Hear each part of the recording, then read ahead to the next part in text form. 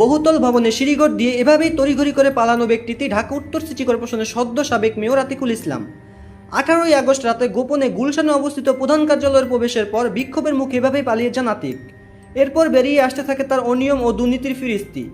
মগবাজার ফ্লাইওভারের নিচে নান্দনিক গ্রাফিটি কাজের উদ্বোধন হয় 2023 সালের 10ই এপ্রিল, অথচ সরকারি কাগজে দরপত্র প্রকাশিত হয় 8 মাস পর, যা পুরোপুরি বেআইনি। আবার চলতি মাসের এপ্রিলে তীব্র তাপপ্রবাহের সময় রাজধানীর সিটির বেশ কিছু এলাকায় স্প্রে ক্যানন দিয়ে পানি ছিটানো হয়, যেখানে 2 কোটি টাকা খরচ দেখিয়ে ভুয়া বিল ভাউচার বানিয়ে অর্থ আত্মসাতের অভিযোগ ওঠে তার বিরুদ্ধে।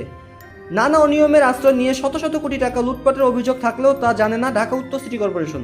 শুধু আর্থিক দুর্নীতিই নয়, নিয়োগের ক্ষেত্রেও অনিয়মের চূড়ান্ত নজির দেখিয়েছে আতিকুল ইসলাম। উত্তর সিটি মেয়রের উপদেষ্টা হিসেবে পান তার ভাগ্নে ইমরান আহমেদ, আর ভাগ্নে তৌফিক রহমানকে সিটি কর্পোরেশনের দ্বিতীয় মেয়র হিসেবে ডাকা হতো। ভাগ্নে আর ভাতিজার পরামর্শে কর্পোরেশনের প্রায় সব টেন্ডার সহ ছোট বড় সব কাজ পরিচালিত হতো। তবে সাবেক মেয়রের এসব ব্যাপারের উত্তর সিটি কর্পোরেশন নিজ উদ্যোগে পদক্ষেপ গ্রহণে আগ্রহী নয়।